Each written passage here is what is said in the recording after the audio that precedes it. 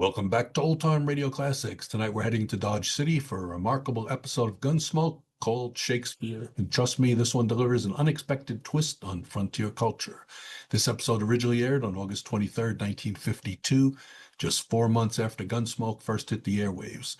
That summer of 52, America was in the middle of a presidential race between Eisenhower and Stevenson.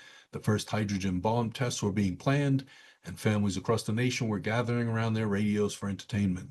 What makes this episode special is its guest star, the legendary Hans Conried. Radio fans knew him from Orson Welles' Mercury Theater, but just a year after this broadcast, he would achieve immortality as the voice of Captain Hook in Disney's Peter Pan. Conried brings the same theatrical flair to tonight's story.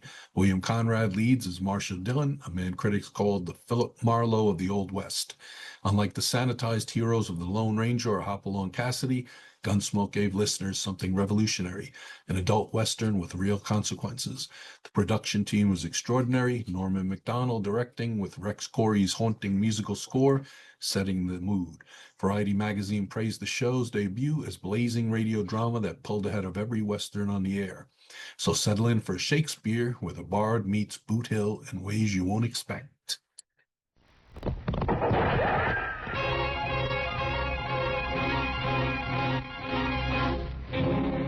Around Dodge City and in the territory on West, there's just one way to handle the killers and the spoilers, and that's with the U.S. Marshal and the smell of Gunsmoke.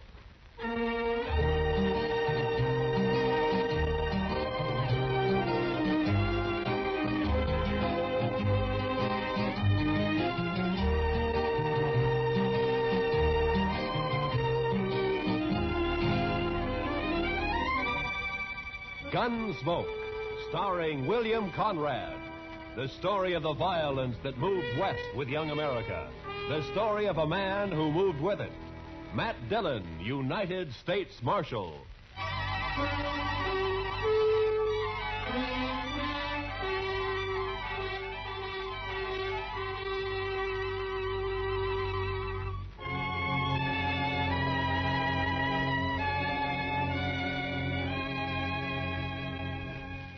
It was the dust. The heat was bad enough in Dodge City, but out on the plain, it was the dust. The sun was a burning red-brown chip in the sky, and the sweat on a man never had a chance to drop. It was blotted and dried with dust. Doc, Chester, and I had ridden to old man Gore's place 10 miles out. He'd had some trouble with one of the hands. Fella had gone loco with liquor and had been shooting up the cattle. We found him, stripped naked nearby on his haunches, crying, drunk over a parched water hole. Doc had got him to bed and fixed him up some. And now we were heading back for Dodge. Darn horse. Seems he's just bound to stomp all the dust in Kansas in my eyes. Maybe the marshal will buy you a camel, Chester. This keeps up, we'll all buy camels. I remember the time back in Waco when I was just a small... Chester, boy. You see something ahead on the side of the trail there? Yeah, maybe. It looks like some poor calf strayed off and dropped. I don't think so. It looks like a man. Come on.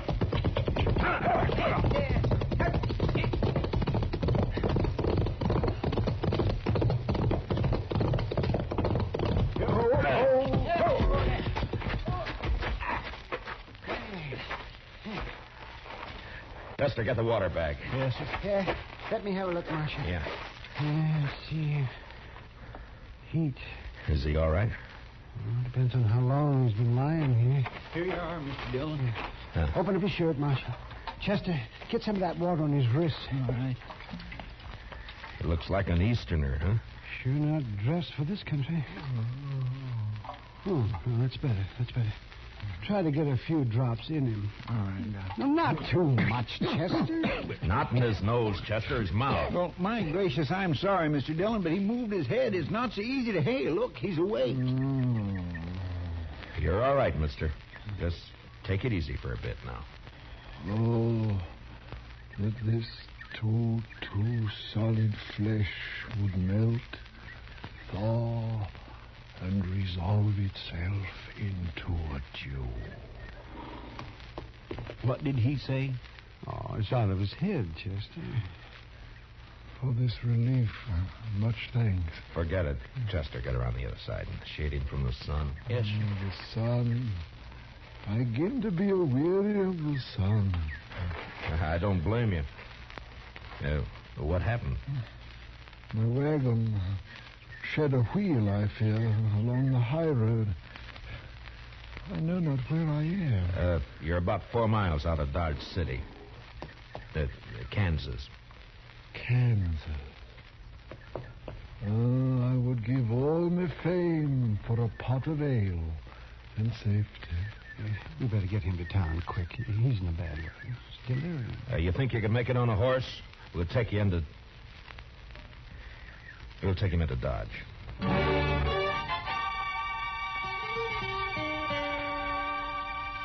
And he passed out again. We tied him across Doc's horse. Doc and I doubled up, and Chester rode behind. The stranger was a tall, skinny man with a face like a friendly mule. Big hands and thin wrists stretched out from his sleeves. He had no papers on him, nothing. Until he woke up, we wouldn't even know his name. Doc settled him down in the back of his place, and he was still asleep when Chester and I rode out to where we figured he'd left his wagon. Wasn't hard to see when we found it. What color wagon would you call that, Mr. Dillon? Puce, Chester. Puce. I guess so. Seems to be some writing on the side there. Yeah. Oh, Irving Henry, thespian supreme, disciple of the immortal bard. I should have known he was a religious man. He's an actor, Chester, the immortal bard. Shakespeare, William Shakespeare, wrote plays, poems. Hi.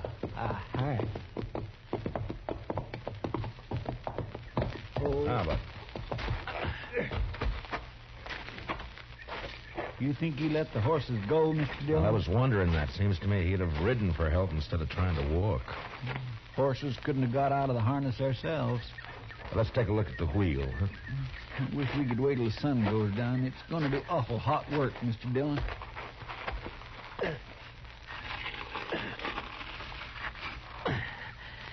It's not too bad. The pin fell out. Must be another in the box at the back. Take a look, will you, Chester? Yes, sir. I'll prop the wheel up here. Now. Mr. Dillon? Yeah, can't you find it? Will you come here a minute? What's the matter?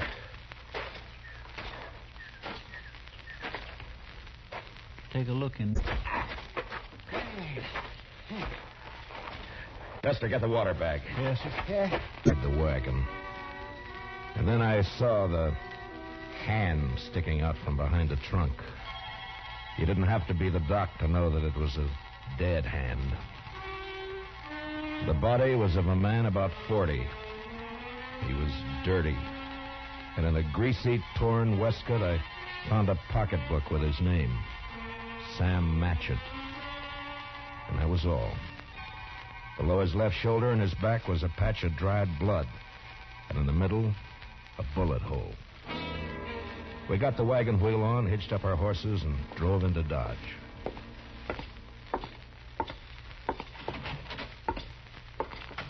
Doc? Oh, that's you, Marshal. Yeah. Yeah, I'll be right out. All right. Get that fella's wagon fixed up? Yeah, I brought it in. Is he awake? Oh, I haven't looked in the last half hour. I was making coffee. You want some? No, thanks. Oh, it's a funny thing about coffee. When it's hot weather like this, drink it scalded and it makes you feel cooler outside. Look, Doc, I got to see that fellow. I want to ask him a couple of questions. Oh, that's so? I found a dead man in the back of his wagon. You don't say. You better take a look. Chester's bringing him in the side. Oh, sure. You want to go on back? Yeah, thanks, Doc.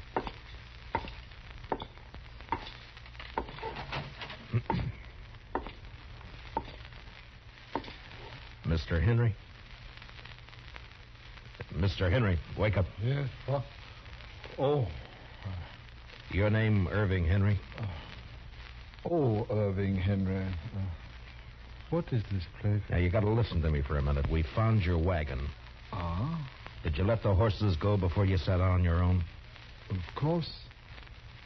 I could not let them remain to die. Well, how come you didn't take one to ride?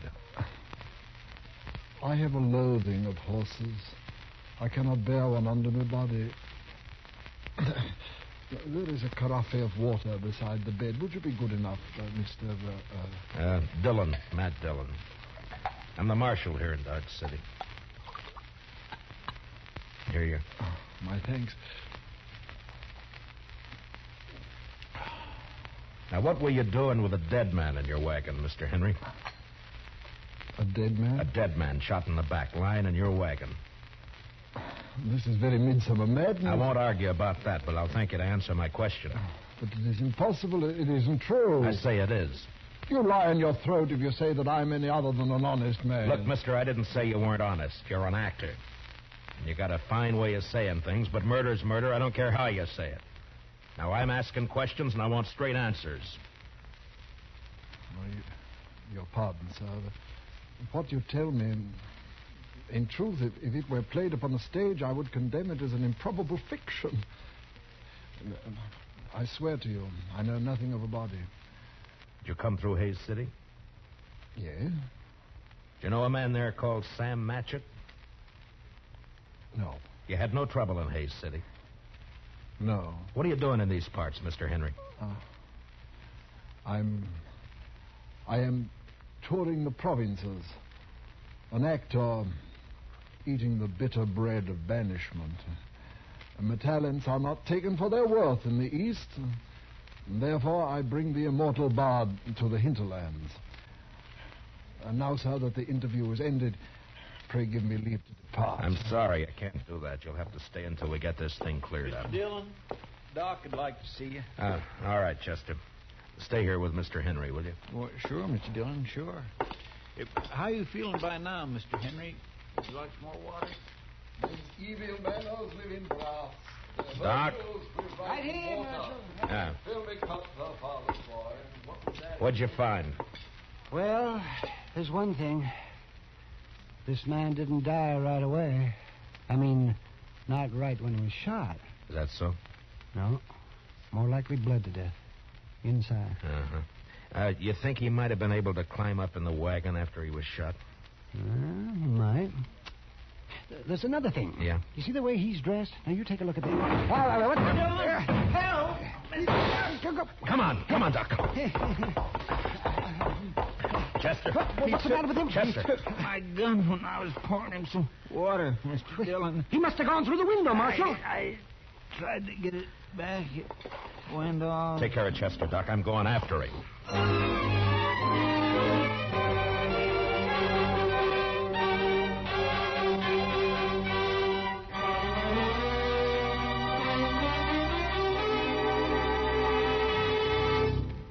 We will return for the second act of Gunsmoke in just a moment. But first, do you know how old the school building in your community is?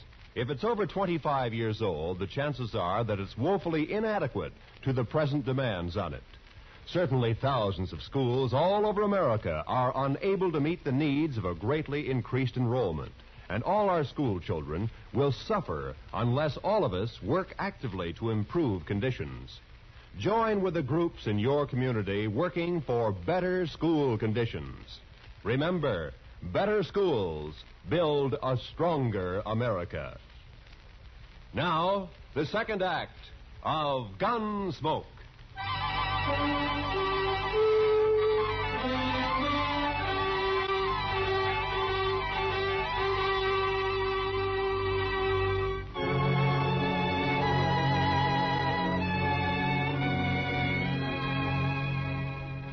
When I went out of there, I didn't know how badly Chester was hurt. There was a lot of blood on his head and over his face. It was nearly dark outside, and the street was empty. It was supper time. I could see the women through the windows getting food ready. The kids were inside, too.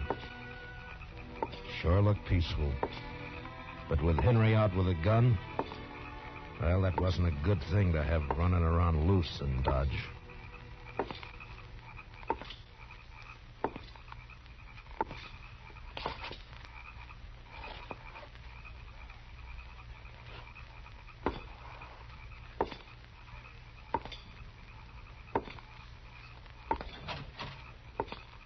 Evening, Mr. Dillon.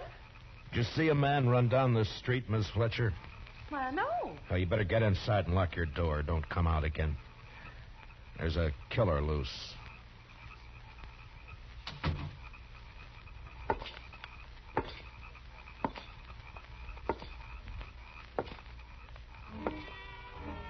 I walked the length of the street, listening, waiting. And when I got to the end, there was nothing. He hadn't taken a horse, I'd have heard that. And in a way, I was sorry, because if he'd tried to hide and dodge, there'd be no way to get out of shooting that wouldn't get women and kids hurt. A breeze came up and swirls of dust flew around. And then settled as the air became still and hot again. I went back to Doc's place.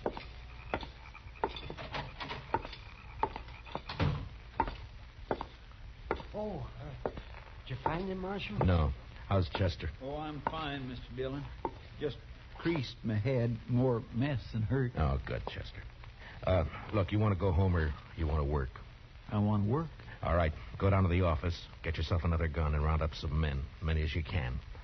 As long as Henry stays in town, we're in trouble. Now, keep your eyes open. Meet me back here. Yes, sir, Mr. Dillon. Take my gun with you, and if you see him, watch out. All right, now get going. Yes, sir.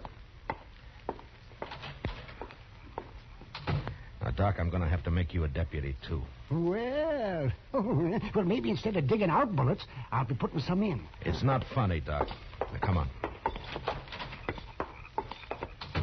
All right, we'll start here. I'll take this side, you take the other. Get the men to go through their houses and tell them to look for their horses. Tell them what's happening. By 10 o'clock that night, as far as we could tell, Henry hadn't left town.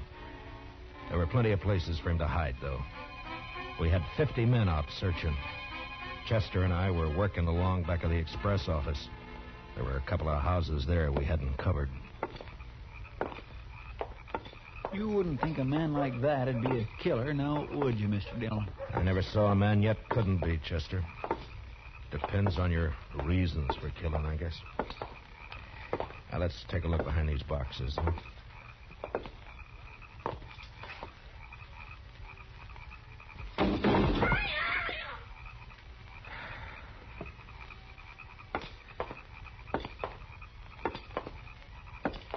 You think he could have got this far? Yeah, he might. A lot of back streets to sneak around in the dark. That's Miss Cullen's place there, isn't it? Yes, sir. Looks like she's still awake. Light burning back there. Yeah.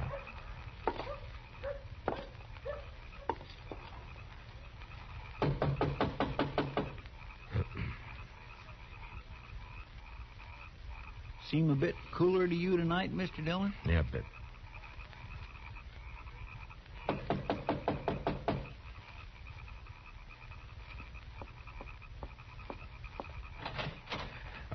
Evening, Miss Cullen. I'm sorry to get you up, but we're looking for a man, a stranger around. He's tall, thin. You seen anyone about tonight? No. No, I haven't. Oh? How's the kids? Oh, they're fine. Thank you, Mr. Dillon. Fine. Uh-huh. Well, you keep the place locked tight, Miss Cullen. Don't let anybody in tonight unless you know who it is. All right. Good night, Mr. Dillon. Good night, ma'am. Well, now that's strange. She didn't even say hello to me, and I know her better than you do, Mr. Dillon. Chester, round up the others. Get them over here. I don't know why she... He's in there with her. I think he's got the kids in the sleeping room. Oh. Sent her out to get rid of us. Now, I'm going to try and get in. Don't do anything when you come back. Just put the men around the house. Yes, sir.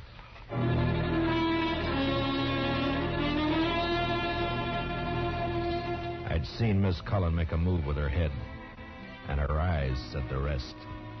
When I told her to lock up, I shook my head, and I hoped she understood.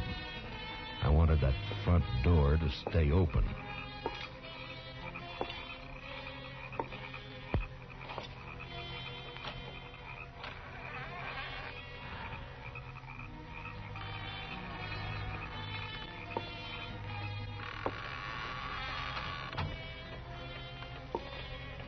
keep my promise as soon as I can. He was in there, all right. I could hear him. I wanted him alive. But I wasn't going to risk hurt to Miss Cullen or the kids getting him. Please. I did what you asked. Don't hurt the children, please. They will never know this night. And in the morning, when they wake. What's that?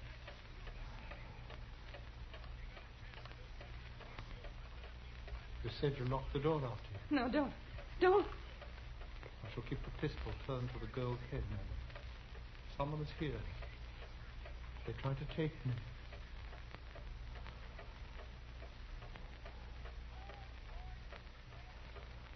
Who is it? Who?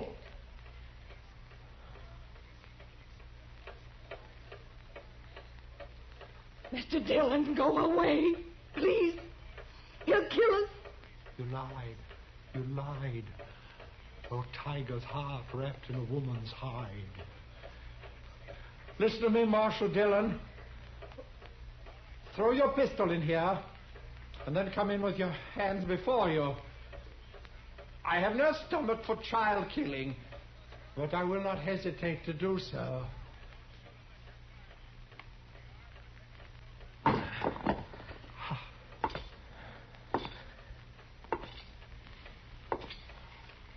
Now, give me the gun, Henry. No. You won't be able to get out of this. I must. There is living to be done. You know that fancy talk isn't going to help either. Now, why don't you climb down? What happened to Matchett? Nothing happened to Match. Why'd you kill him? I didn't. In 5 minutes or less, there'll be 50 men or more around here. Now, what are you going to do? I don't know. If you didn't kill Matchett, you'll get a chance. I'll see to that. There's no use going on this way. Give me the gun. I cannot. It is my prop of salvation. No gun is salvation to anybody. Put it down. You must tell the men to go away, Marshal Dillon. I'll have to take one of these children with me for my protection. No. Shed a tear for me, madam. I have the greater need. You do a lot of talking, mister. I'd like to see you turn the gun away from that kid's head. That'd take more than talk, wouldn't it, though? I have no skill with such a weapon. Why should I match with you? I want to live. You're going about it the wrong way. The smallest worm will turn, being trod upon. Meaning? You gave me no choice when you brought me here. Would have been better to have left me lying in the dust. You don't understand. You don't know. Well, why don't you tell me? What good would it do? That depends.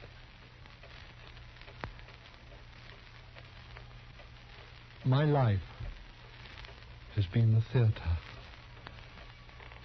As a boy, I was a student of Shakespeare. You would look at me. Who would accept this face for Hamlet? This ill-shaped body for Romeo? His speech has become my speech, but the fools only look. They cannot listen for laughing. There have been ugly men before you. It hasn't been cause for murder. Why'd you kill Matchett? In New York, there was a man, a gross, stupid man who fancied himself an interpreter of the bard. He took me as his apprentice. And together we set out for the tour. I would play only the voices. Never Richard. Never Henry. Never Lear. Only the voices. Whilst he,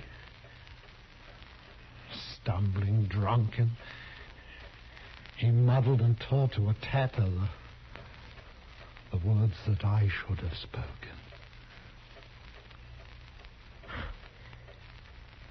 You killed a man because you wanted to play a hero? How easily murder is discovered. Yeah, sometimes, I guess. It was yesterday. We were leaving Hayes City. We'd played there for 2 days, and it made me a laughing stock. It was night, and he became drunk and threatened to leave me in the next town. I made him stop the wagon, and taking up a pistol, I shot him. He did not die at first, and when I saw what I had done, I wanted him to live.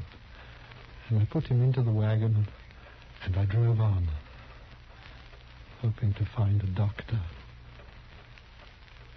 Then, as the night passed, I saw that he had died. And I was afraid. The wagon broke down? Yes.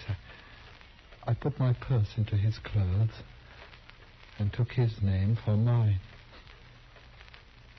How I've hated the name of Sam Matchett. But you wouldn't understand. I wouldn't? Well, what now? I want to live. I want my chance. You've done a murder. I can't let you go. You know that. Don't make it harder. I lost my husband 2 years ago. I know what it is to be alone. You've been alone, haven't you? I'm sorry. But you killed someone. We may pity, though not pardon thee, eh? I'm going now, Marshal. If you walk out of there with your gun, you're a dead man. Death's a great disguiser. I must have my chance. Don't do it, Matchett. There'll be killing. Madam, forgive me. I would not have harmed your children. Matchett, put down your gun. Let me go my way. Please. There are a lot of men waiting for you out there, Matchett. You know what'll happen if you open the door.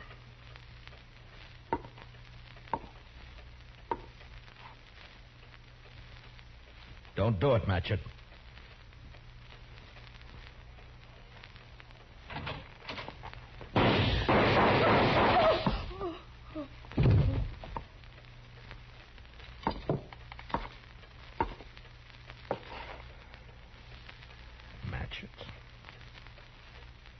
Sleep.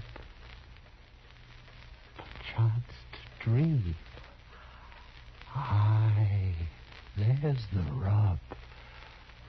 For in that sleep of death, what dreams may come.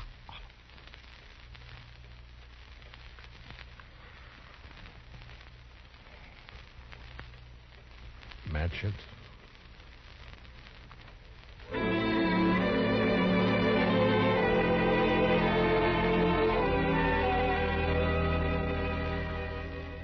He knew he was going to die. The minute he opened that door, he knew it. And maybe he wanted to, because he fired first, a single shot. We buried him in back of the church, and I found some words in a book to put on his grave. He that dies pays all debts.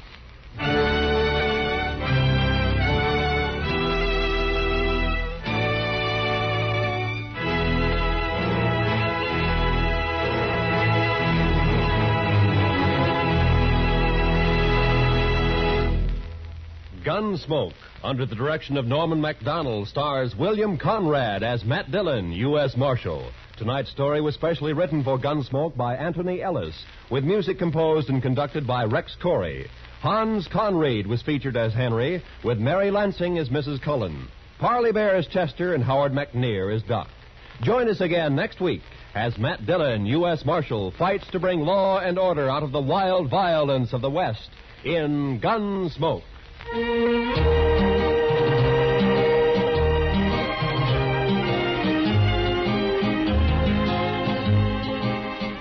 Roy Rowan speaking. Remember, Gangbusters going to action Saturday nights on the CBS Radio Network.